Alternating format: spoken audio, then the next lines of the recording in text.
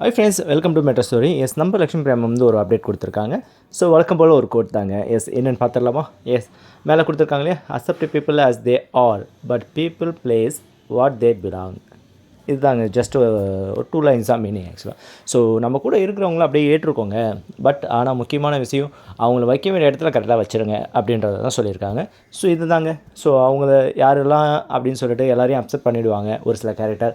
But அவங்கள ரொம்ப தலைமையில் தூக்கி வச்சு ஆடுறது, அந்த மாதிரிலாம் பண்ணால் கடைசியில் பாதிக்கப்பட்ட போகிறது யார் தூக்கி வச்சாங்களோ அவங்க தானே. ஸோ அந்த மாதிரி வைக்க வேண்டிய இடத்துல கரெக்டாக வச்சிட்டிங்கன்னா ப்ராப்ளம் இருக்காது அப்படின்றத ஏன் பண்ணுறாங்க.